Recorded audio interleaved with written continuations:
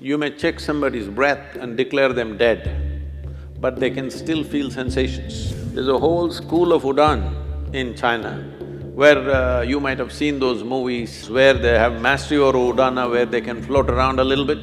There are yogic practices to activate this. If jnana recedes, even when you're alive, body will begin to rot. There are certain types of snake venoms which can do this. This is the reason why in this culture you have rituals running up to 14 days.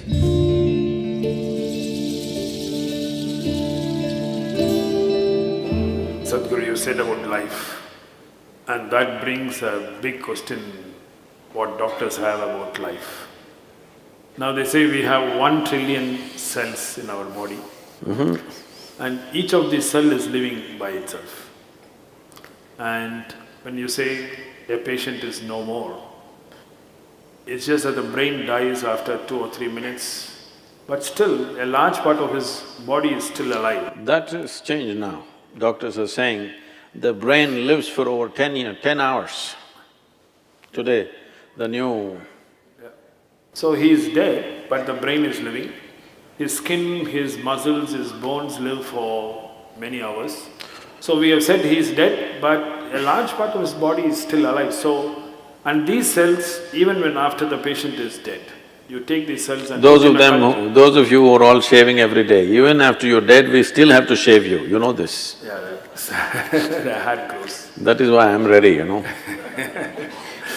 Now, you asked why if somebody is dead, still some of the cells are active.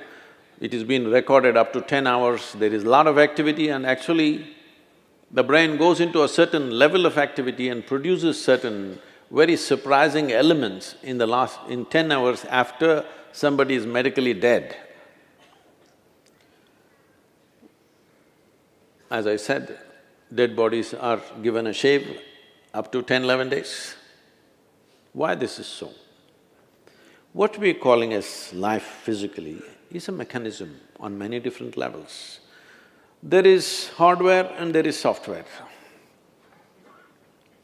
You are core of hardware, bones. The software is equally important. Otherwise, how would a cell know that it's a human cell? That it is not a pig cell or a tree cell or something else? How does it know? Because there is an entire software, there is memory, evolutionary memory, genetic memory, karmic memory, there are varieties of memories imposed on every cell in the system so that it never gets confused. If you eat dog food for 3 days, you will not become a dog, isn't it? Because the memory is entrenched in this. So there is a whole software. The software package is actually bigger than the hardware, much bigger.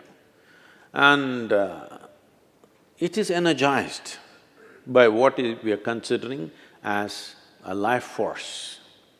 In yoga, we call this prana. It manifests itself in 5 basic dimensions. There are other forms to it, which gets too complicated. 5 basic forms. These are called pranavayu, samanavayu, apanavayu, udanavayu and vyana. These have different functions. Prana is related to breath, respiratory action and thought process. If the pranavayu depletes, your respiratory action will go away. So immediately doctor checks and says, he's dead. They'll try to pump their chest. If it doesn't come back, he's dead. Respiration and your pulmonary action are very directly connected. Once respiration stops, that process will naturally come to an end. So pranavayu is gone. It's not like one after another they will go. They will go at the same time, but one goes means this is gone. If samanavayu goes, this is in charge of generating heat in the system. So once samanavayu starts receding, the body starts getting cold and it also starts becoming stiff. Once apanavayu starts receding in a major way, then the sensory aspect of it, we must understand this. You may check somebody's breath and declare them dead, but they can still feel sensations. There have been any number of cases where people get terrified because a dead body moves a little bit. This has happened again and again, many times. That when he's been medically declared dead, there are twitchings in the body that happen in a very mild way because the sensory activity is still on. Still, life is not fully convinced that it's finished. It is still making an effort of its own. When Udhana Vayu goes away, then the buoyancy is gone. When I say buoyancy, see, you may weigh 70 or 80 or whatever number of… I'm sorry, maybe you weigh 50 or 55 kilograms, whatever is your weight, you don't… let's say you're very happy and alive right now, you don't feel 50 kilograms on you, isn't it? Hello? Yes. It is there. If you stand on the scale, it is there. But when you walk, it is not there, simply because this udhana creates a buoyancy. It makes you less available to gravity. There are yogic practices to activate this. There's a whole school of Udan in China, where you might have seen those movies, Hollywood movies, what is that? Crouching Tiger, something. What? Yes. So these are Udan schools where they have mastery over Udana, where they can float around a little bit. Well, little exaggerated in the movies, but becomes lighter, more buoyant body. For a martial arts fighter, to be buoyant is important. There have been many cases where certain ballet dancers and martial arts experts have shown what is physically not possible they have done by leaping up to heights which all physicists believe is simply impossible. But they've gone beyond that level simply by creating more buoyancy. So Udhana is in charge of buoyancy. Once Udhana starts receding, suddenly body becomes heavy. Always it was the same weight. Weight does not increase, but you can feel the weight much more simply because Udhana is gone. This, doctors may know, maybe doctors don't do it, the people who work in the hospitals may know, carrying a live person and a dead person, there's a big difference. Simply because Udhana is gone, there's no buoyancy. The fourth dimension is called Vyana. This is preservative in nature. If Vyana recedes, even when you're alive, body will begin to rot. There are certain types of snake venoms which can do this. If they bite you, you will not die, but literally parts of the body will start falling apart simply because Vyana will recede and it will start falling apart. So, once Vyana recedes, the rotting process will begin. There are systems in yoga where we want all the seven to go reasonably together, within 1.5 hours we want it to go. In normal death, depending upon the age of a person, how vibrant a particular body is, it may take a long time. When I say long time, up to 14 hours it may take. Vyana may take up to 14 days to leave. This is the reason why in this culture you have rituals running up to 14 days, because they feel the Vyana may be still there, because when you bury a person, the Vyana may be still hovering there, so up to 14 days. That is the reason why within 1.5 hours, in this culture, that was the rule, if somebody dies within an hour and a half, you must cremate them. But then mistakes happened.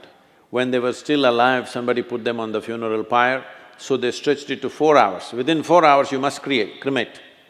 But today, there are issues, all kinds of issues about it. So, people are waiting for 1 day, 2 days, daughter is in America, she has to come, she'll come after 3 days, and they will wait. But the idea is, for the one who is dead, we must understand this. You don't diagnose people as dead, you declare them dead, right? There's a difference. So when you declare them dead, for you they are dead. As far as that person is concerned, in a way, all that's happened is, he's disembodied. He's lost his body. All his life he lived thinking he's a body, never realizing the physical mass that we carry is an accumulation from this planet. He never realized that. When suddenly he slips out the body, he tends to hover around the body because he's lost his discriminatory intelligence. Once you leave the body, the discriminatory intellect is not there, so this tends to hover around that body. So in this culture we said, the moment we are sure that somebody is dead for sure, you must immediately cremate them, because it's good for that dead, so they know the game is up. And it's also good for the living. You will see, if somebody very dear to you is dead and their body is here, you keep on hallucinating, maybe they're just sleeping, maybe they will sit up, maybe some miracle will happen, maybe something else will happen, this will go on unnecessarily. You will see people are crying and big emotional drama is happening, but the moment you cremate them, you will see everybody become silent. Have you noticed this? Always. Because now everybody knows the game is up. It's for the living and for the dead. So about life leaving the system, it is so entrenched. It is not something, poop, it'll go away like this. In stages, it goes away. Because it's in stages, it came in. It's in stages, it'll go away.